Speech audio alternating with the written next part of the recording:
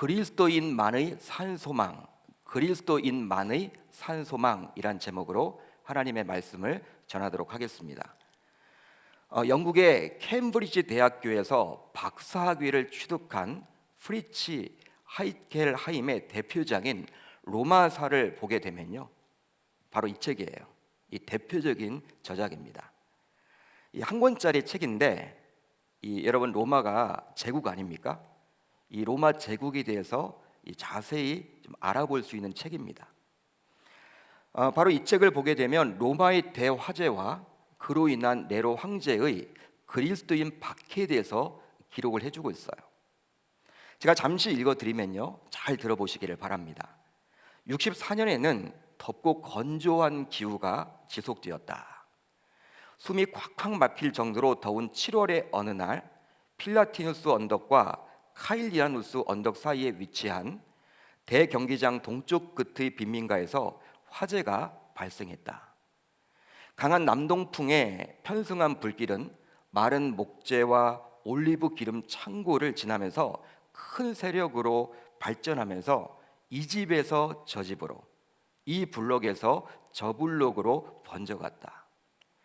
허술하게 짝이 없는 아파트들과 로마의 가장 유서 깊은 신전들과 성소들이 자리 잡은 구역이 연기에 휩싸였을 뿐만 아니라 진귀한 서책들과 사본들과 예술품들이 보관되어 있었던 네로 자신의 궁전마저 연기에 휩싸였다.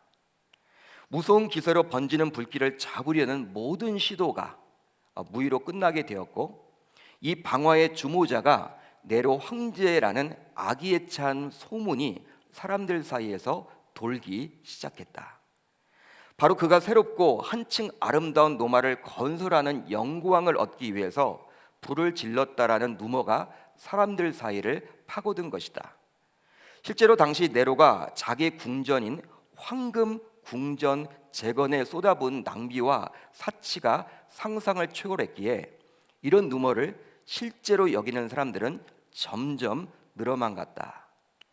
따라서 네로 황제는 화재에 관련하여 자신에게 쏟아지는 온갖 의혹을 딴 데로 돌리기 위해서 희생양을 찾아야만 했다. 그렇게 해서 그가 찾아낸 대상이 바로 그리스도인들이었다.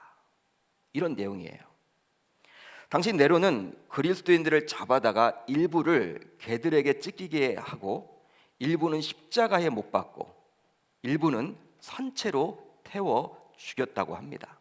여러분, 끔찍한 만행을 저지른 것이죠. 즉 콘스탄틴 대제까지 지속될 약 250년 동안의 기독교 박해의 서막이 열리게 되었던 거예요. 네로 황제 때부터 이 콘스탄틴 대제가 기독교를 공인하지 않습니까? 그때까지 약 250년 동안 이 황제가 바뀔 때마다 10명의 대표적인 황제가 대박해를 해요. 대박해. 근데 이 로마의 대화제가 그것의 서막을 지금 이렇게 열었다라고 볼 수 있는 거예요. 결국 네로 황제의 박해 속에서 예수님의 수제자요, 대사도로 할 수 있는 베드로조차도 순교를 당하게 돼요.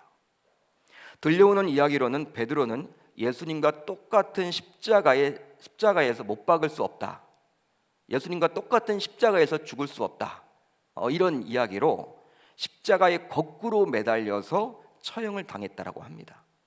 여러분, 이렇게 십자가형 당하는 것도 힘들 텐데 거꾸로 매달려서 십자가형에서 처형을 당했다고 그래요. 예수님을 3번씩이나 부인했던 큰 죄인이기에 어떤 의미로 그는 실패를 한 사람임에 틀림이 없습니다. 자신뿐만 아니라 옆에서 이런 모든 상황을 지켜본 사람들은 이제 베드로의 사역은 끝났다라고 생각을 했겠죠. 그런데 베드로는 우리들에게 다음과 같이 권면을 해줍니다. 바로 다음의 말씀이에요.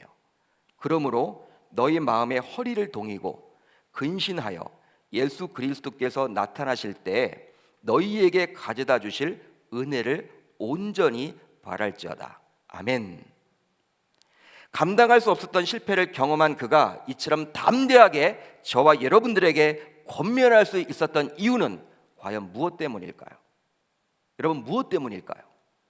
바로 실패한 베드로에게 임한 하나님의 은혜 때문입니다. 하나님의 은혜라는 거예요.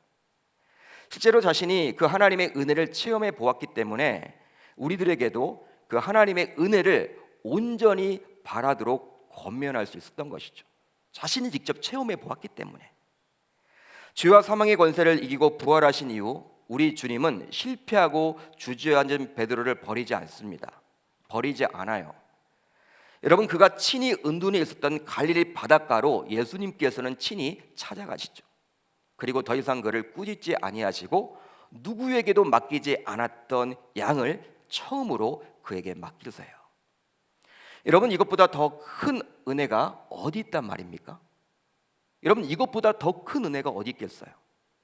이 하나님의 은혜가 바로 베드로를 일으킨 것이죠.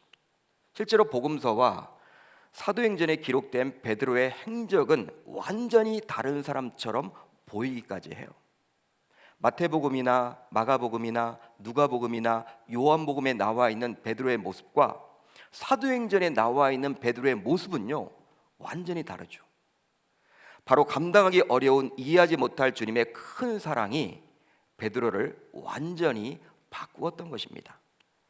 사도행전에 나타난 그는 초대교회 리더로서 구심점 역할을 감당했어요. 가룟 유다를 대신할 제자로 마띠아를 선출하는 데 있어서도 주도적인 역할을 했던 인물이 바로 베드로였습니다. 그뿐만이 아니었어요. 오순절 성령이 임하신 사건을 당시 의심했던 유대인들에게 강력한 메시지를 선포하심으로 그날 하루에만 무려 3,000명의 세례를 받고 교회로 인도되기까지 했어요. 그때 있었던 사람이 바로, 그 설교자가 바로 베드로였어요. 또한 성전 미문에 있었던 안진뱅이를 치료했고 솔로몬 행각에서 선포한 한 번의 설교를 통해서 남자 5,000명을 구원의 자리로 인도했습니다. 이 사건으로 인해서 당시 종교 지도자들은 베드로를 잡고 협박했지만 그는 복음서와는 완전히 다른 담대한 사람으로 이미 변모해 있었던 거예요. 그뿐만이 아닙니다. 초대교회를 거짓말로 어지럽히려고 했던 아나니아와 삽비라 부부를 치리했으며 예루살렘 공의회에서 이방인들에게 은혜를 베푸는 문제로 갈등이 일어날 때에도 힘써 복음을 지지했어요.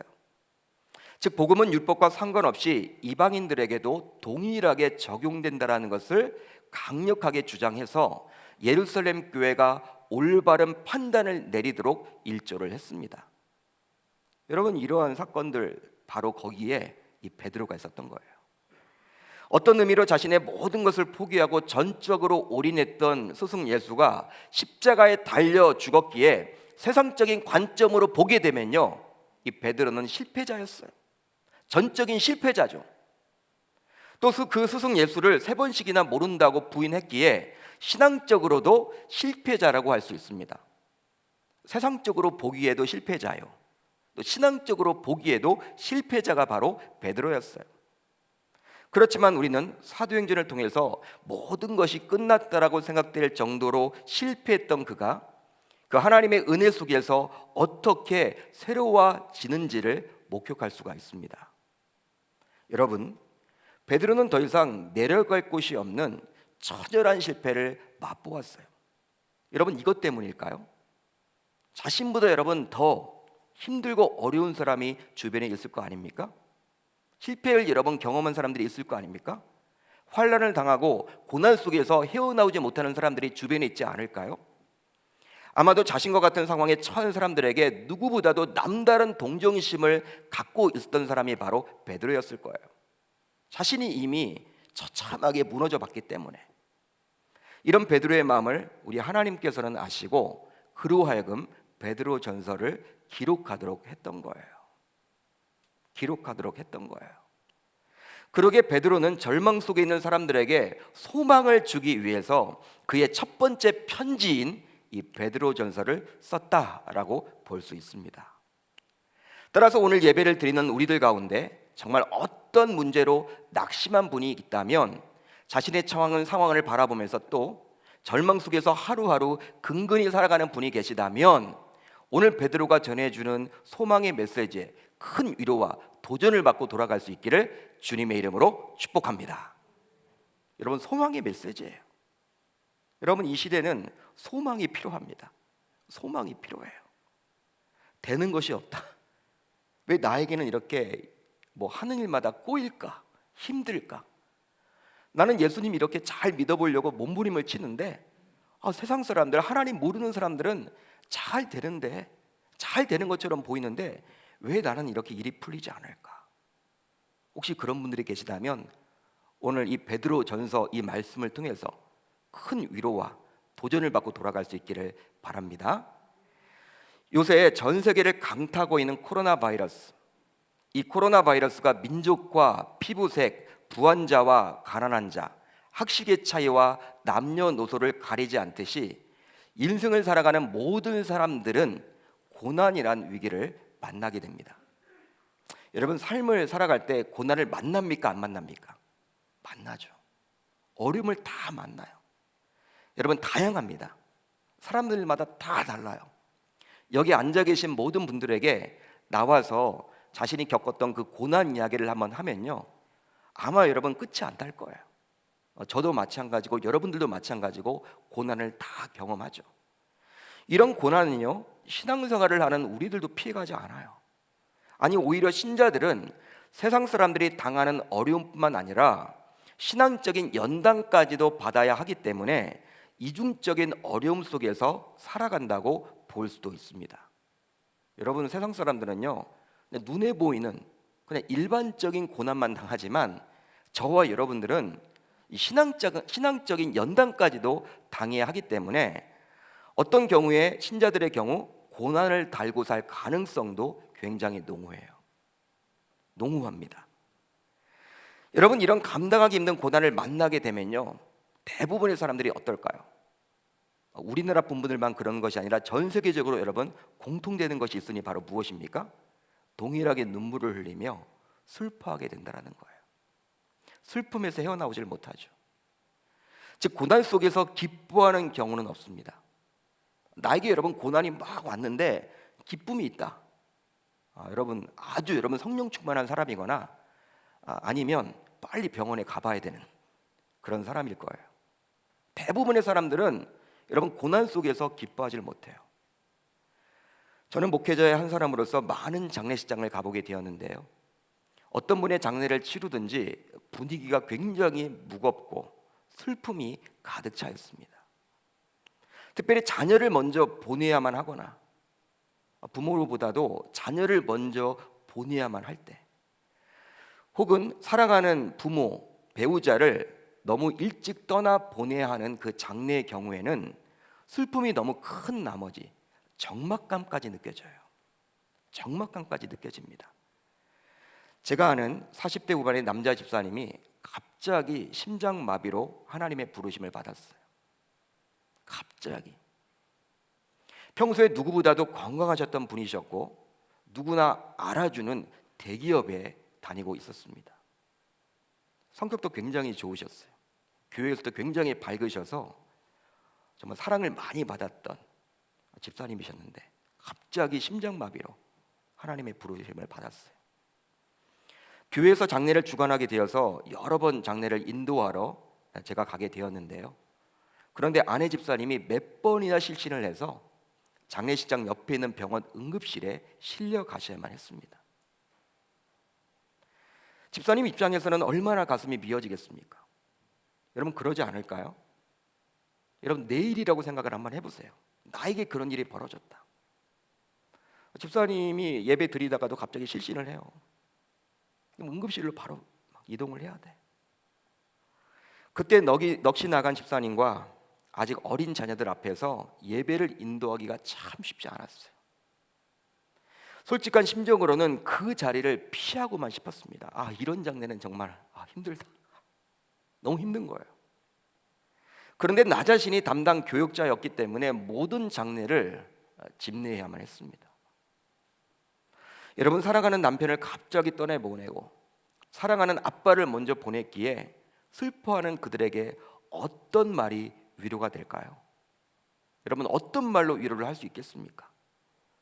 저는 그냥 같이 울었어요. 저는 그냥 같이 울었습니다. 말씀을 전하다가 몇 번이나 중간에 울먹였는지 몰라요. 막 울컥 막 울음이 나오는 거예요. 제가 일부러 울으려고 한 것이 아니라 이렇게 쳐다보면 여러분 그냥 울음이 나요. 막 눈물이 나요. 울 수밖에 없어요. 이렇게 감당하기 힘든 고난 속에서 기쁨을 말한다는 것은 굉장히 어색하기만 하겠죠. 마치 장례식장에 가면서 알록달록한 등산복을 입고 가는 것과 마찬가지일 겁니다. 굉장히 여러분 어색한 거예요. 슬픔 가운데, 고난 가운데 기쁨 이야기를 한다는 그 자체가, 정말 고난과 기쁨이란 단어는 같이 쓸 수 없는, 즉 어울리지 않는 단어라 할 수 있습니다. 그런데 오늘 말씀을 보게 되면요, 베드로는 놀랍게도 고난 속에서 기쁨을 이야기하고 있어요. 오늘 본문 6절 우리 한번 같이 읽어봅니다. 6절 시작. 그러므로 너희가 이제 여러 가지 시험으로 말미암아 잠깐 근심하게 되지 않을 수 없으나 오히려 크게 기뻐하는도다. 아멘. 그러므로 너희가 이제 여러 가지 시험으로 말미암아, 우리가 당하는 시험이 있잖아요. 이런 시험으로 인해서 근심하게 되지만 잠깐 근심한다라는 거예요. 사람이 이제 잠깐 근심하겠지만 오히려 크게 기뻐할 것이다. 베드로는 우리도 사람이기 때문에 고난과 시험 앞에서 근심한다. 근심 자체가 여러분 없어지는 건 아니에요. 예수를 믿어도 신앙생활을 해도 잠깐 근심은 하겠지만 그러나 그 이후에는 더 크게 기뻐하게 될 것이다. 이렇게 권면하고 있어요. 물론 이것은 탁상 공론이 아닙니다. 즉 현실성이 없는 허황된 이론이 아니에요. 베드로 자신이 이미 몸소 체험해 보았기 때문에 담대하게 저와 여러분들에게 권면해주고 있는 거예요. 자신이 여러분 체험해 봤잖아요. 예수를 모른다라고 3번씩이나 부인했으며 자신의 전부와도 같았던 예수님께서 십자가에 달려 죽으셨기에 그는 큰 좌절과 낙심으로 인해서 자신의 고향인 갈릴리 바닷가에서 은둔하고 있었어요. 숨어 지냈다라는 거예요. 그렇지만 그는 곧 기쁨을 회복합니다. 기쁨을 회복해요. 잠시 근심했지만 이후에는 큰 기쁨을 회복하게 돼 있어요. 잠깐 근심을 했지만 그것은 정말 잠시였으며 후에 그는 기쁨을 회복하여 멋진 사역자가 되었죠. 그것이 바로 베드로의 모습이에요. 여러분, 그렇다면 어떻게 이것이 가능한 일일까요? 여러분, 어떻게 이것이 가능하냐? 이게 말이 되냐? 어떻게 고난 속에서도 기쁨을 기대할 수 있습니까? 바로 산소망을 붙잡을 때 가능해집니다. 산소망을 붙잡을 때 가능해지는 게 바로 이 고난 속에서도 기쁨이에요. 베드로 사도는 오늘 보면 3절에서 다음과 같이 이야기를 합니다. 그의 많으신 긍휼대로 예수 그리스도를 죽은 자 가운데서 부활하게 하심으로 말미암아 우리를 거듭나게 하사 무엇이 있게 하시며 산 소망이 있게 하시며. 아멘.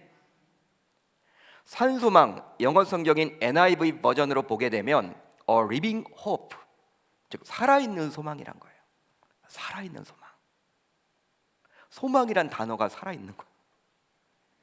따라서 세상이 말하는 막연한 희망과는 분명히 다르다라는 것을 말해주기 위한 성경적인 표현으로 보시면 됩니다. 그러니까 세상에 말하는 희망이란 단어가 있죠. 희망. 그 희망이란 단어를 우리는 여러분 떠올리잖아요. 소망하면. 그렇지만 성경적인 용어로 살아있는 소망이라고 말하므로 바로 다르다라는 거예요. 막연한 희망과는 다르다라는 거예요.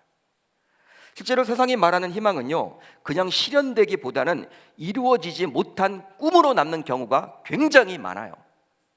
희망이 여러분 실현되기도 하지만 대부분의 여러분 희망은요, 그냥 꿈으로 남는 경우가 더 많죠. 뭐 되면 좋겠다. 안 되는 경우가 더 많아요. 내 자녀가 서울대 가면 좋겠다. 서울대 못 갈 확률이 더 많죠. 그러기에 거짓된 희망으로 오히려 괴로움을 준다고 해서 세상에서는 희망 고문이란 말이 유행하기도 합니다. 희망 고문.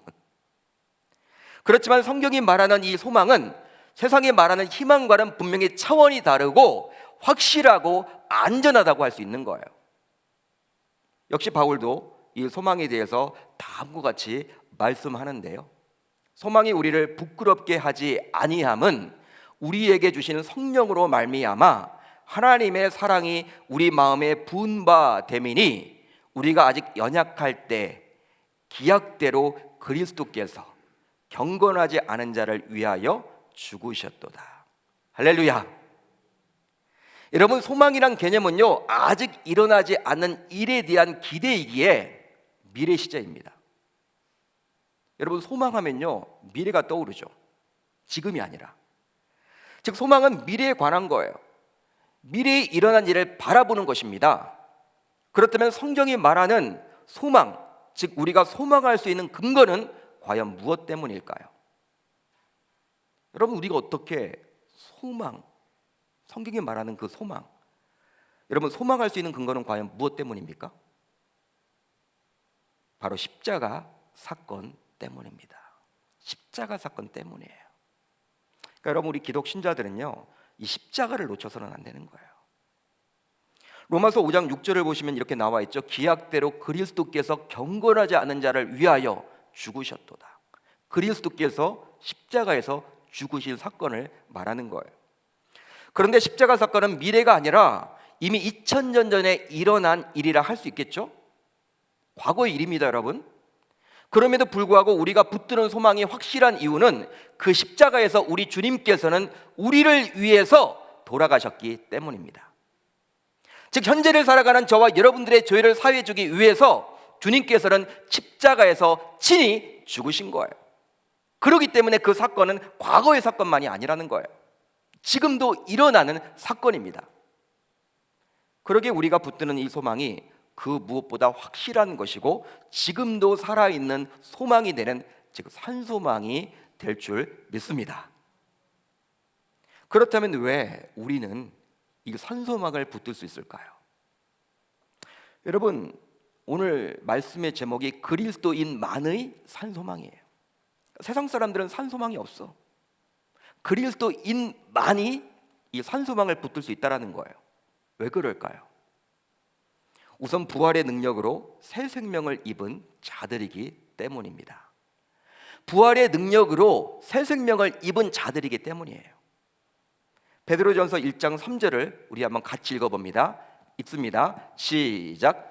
그의 많으신 긍휼대로 예수 그리스도를 죽은 자 가운데서 부활하게 하심으로 말미암아 우리를 거듭나게 하사 산 소망이 있게 하시며. 아멘.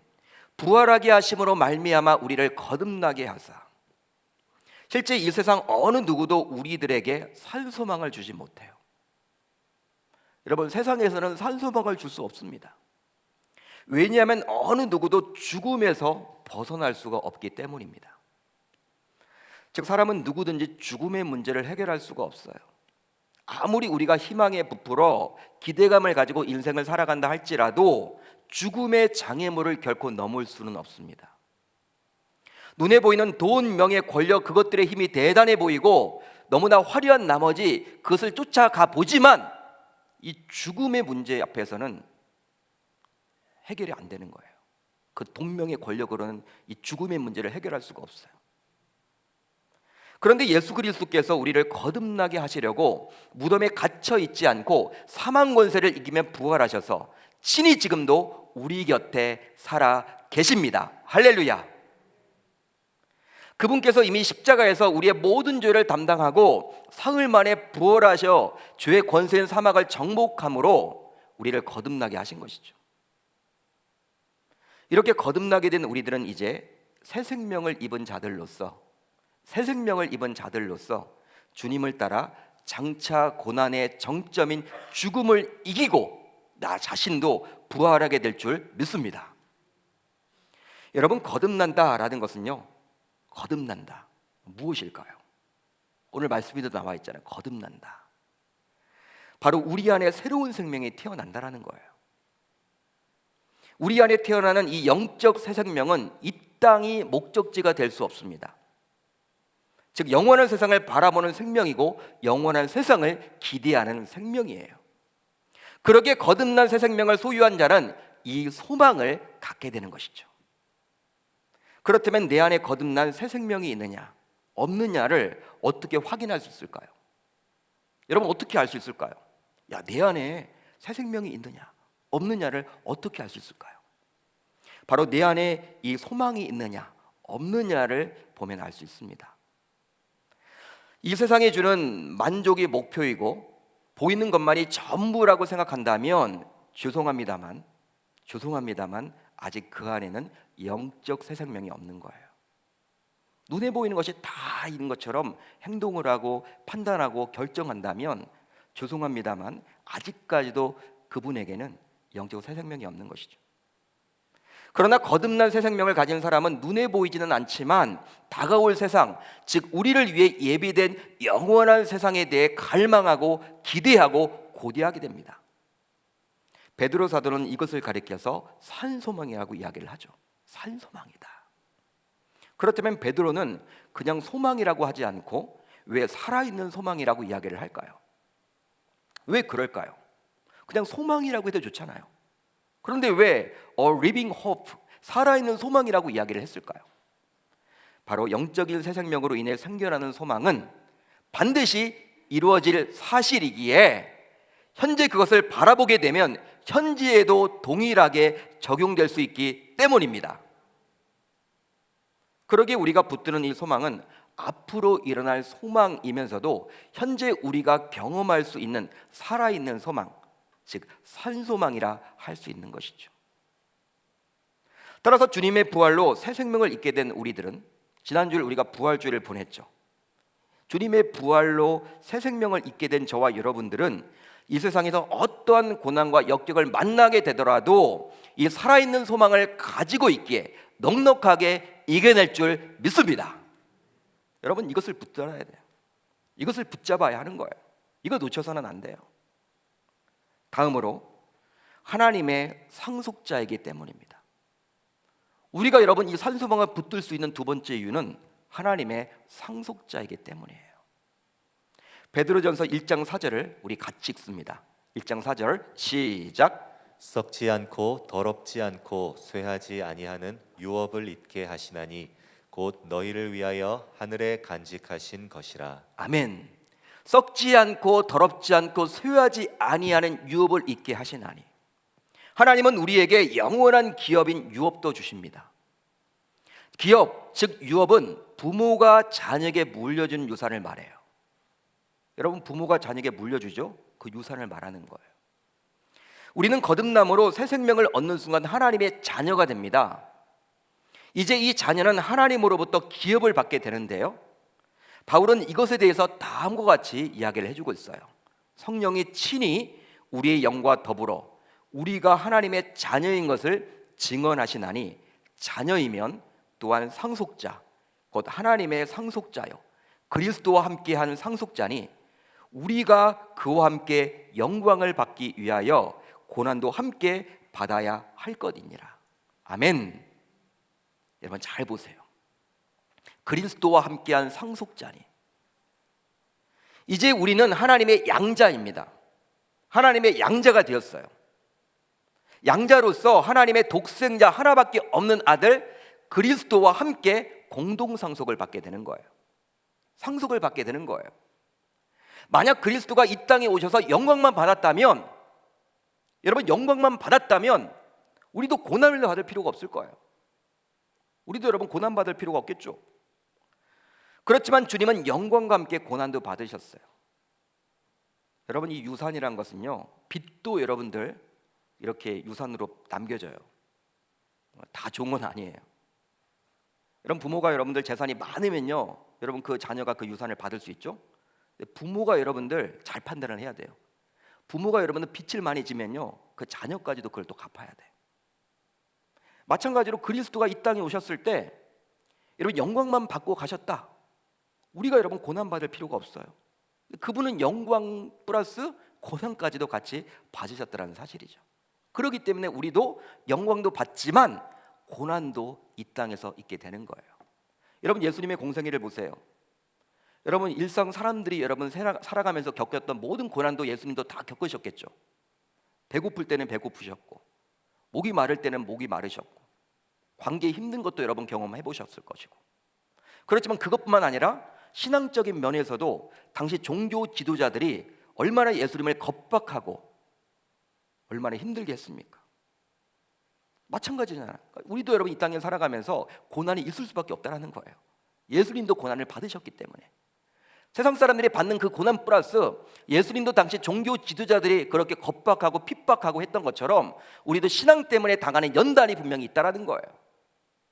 그렇지만 그것이 끝이 아니라 그리스도가 그 고난, 즉 십자가의 죽음을 이기고 부활하셨듯이 우리도 어떤 고난을 만나더라도 그리스도와 함께 승리하게 될 줄 믿습니다. 베드로는 우리에게 주어진 유업이 어떻게 기록을 해주고 있습니까? 1장 4절을 보면 썩지 않고 더럽지 않고 쇠하지 않고 하늘에 간직한 것이라고 말씀을 해주고 있어요. 즉 이 세상에서 부모가 자녀에게 유산으로 남기는 부동산, 동산과 같은 유한한 것이 아니라 썩지도 않고 더럽지도 않고 쇠하지도 않는, 즉 하늘에 간직한 영원한 기업임을 말씀해주고 있는 것이죠. 물론 유한한 몸을 입고 살아가는 우리들은 그것이 무엇인지에 대해서 정확히는 알 수 없지만 장차 하나님께서 주실 그 유업을 붙들고 이 땅에서 겪게 되는 어떠한 고난도 넉넉하게 이겨내라는 약속의 메시지에는 틀림이 없습니다. 이게 여러분 약속의 메시지라는 거예요. 여러분 이 세상에서 부모가 누구나 알아보는 유명 인사라고 칩시다. 자녀의 입장에서는요, 부모가 여러분 누구나 알아봐주는 유명 인사이거나 권력자이거나 부자라고 쳐봐요. 항상 그 자녀에게 여러분 따라다니는 수식어가 있겠죠. 바로 무엇입니까? 누구누구의 아들, 누구누구의 딸이라는 거예요. 물론 본인은 그것이 대단히 부담스럽기도 하고 자신의 정체성에 혼란을 줄 수도 있기에 원치 않을 수도 있어요. 자녀 입장에서는. 실제 그렇지만 그런 부모의 배경은요, 인생을 살아가는 데 있어서 든든한 것도 사실입니다. 든든한 백이 되어주는 것도 사실이라는 거예요. 그런데 하나님께서 나를 위하여 영원한 유업을 하늘에 간직해 주셨다라고 약속하고 있으니 그것을 바라보면 이 세상에서 살아가는데 얼마나 큰 힘이 되겠습니까? 여러분 그러지 않을까요? 물론 아직 우리가 이 세상에서 받아 누린 것은 아니죠. 그러나 장차 받게 될 유업이기에 소망을 가지고 이 세상에서 넉넉하게 살아가게 되는 거예요. 그러기에 이 세상에서 그것을 기대하며 살아간다면 매일매일 체험하는 살아있는 소망이 될 수도 있습니다. 혹시 여러분들 가운데 현재 겪고 있는 환란이 너무나 컸어, 너무나 힘들어서, 요즘 살기가 너무 힘들어서 입맛도 없고 불면증에 시달리며 하루하루 죽지 못해서 살아가는 분들이 계십니까? 가정에서 예배를 드리는 분들 가운데, 여러분들 가운데 죽지 못해서 살아가는 거예요. 입맛도 없고 잠도 오지 않고 고민투성이고. 그렇다면 하나님께서 부어주실 영원한 기업을 기대하십시오. 마치 아무리 내 현재 그런 상황이 비천하게 살고 있어도 시간이 조금 지나면 내 명의의 은행 계좌에서 거액을 인출할 수 있게 된다면 그 소망을 붙들고 지금 어려움을 인내하며 이겨낼 수 있듯이 우리는 하나님의 자녀로서 상속자이기에 그 하나님께서 장차 우리에게 부어주실 그 영원한 유업을 기대하며 지금의 위기도 넉넉하게 이겨내야 할 줄 믿습니다. 여러분 그러지 않을까요? 여러분 난 지금 굉장히 힘들어. 근데 6개월 후에 내 통장에서 내가 거액을 여러분 인출할 수 있어. 여러분 그렇다면요, 인내하면 기다릴 거 아니에요. 마찬가지예요. 지금 상황이 힘들고 어려워도 하나님께서는 뭔지 몰라도 나에게 영원한 유업, 기업을 주신다라는 거예요. 할렐루야. 그거 여러분 기대하고 살자고요. 사랑하는 성도 여러분, 부활의 능력으로 새 생명을 입었으며 하나님의 상속자로서 산 소망을 붙들었던 베드로, 이 두 가지를 붙들었던 거예요. 베드로는. 그러기에 그는 우리가 이 땅에서 시험과 고난을 겪고 잠깐 근심은 하겠지만 오히려 더 큰 기쁨을 맛보게 될 것이라고 당당하게 이야기를 해줍니다. 할렐루야. 그렇습니다. 이런 산소망이 있느냐 없느냐는 예수님을 제대로 믿고 있느냐 믿고 있지 않느냐, 그걸 결정하는 아주 중요한 기준이라 할 수 있어요. 부활 이후 여러분들은 이제 이 말씀을 들었습니다. 그렇다면 내가 예수님 믿는다면 이 살아있는 소망, 이 산소망을 붙잡을 수 있기를 주님의 이름으로 축복합니다. 실제 진정한 그리스도인의 마음속에는 이런 꺼지지 않는 산소망이 불씨처럼 타오르는 거예요. 그러기에 아무리 힘들고 어려운 일을 만나더라도 세상 사람들은 눈에 보이는 것이 전부이기에 굉장히 불안해하며 무서워하며 두려움에 떨며 살아가겠지만 저와 여러분들은 다르다라는 거예요. 왜? 그리스도인만의 산소망을 알고 이미 소유하고 있기 때문에 그 고난조차도 넉넉하게 이겨낼 줄 주님의 이름으로 축복합니다. 세상 사람들은 눈에 보이는 거 다 하잖아요. 여러분들 이 코로나 바이러스 이것만 보잖아요. 두려움에 떨고 있는 거예요. 뭘 먹고 살지? 여러분, 하나님이 우리의 아빠 아버지 되시는데 우리에게 여러분 더 좋은 것으로 채워주신다는 거예요. 저와 여러분들은 하나님의 상속자예요. 이걸 붙잡아야 돼요. 여러분, 하나님의 상속자, 얼마나 멋진 표현입니까?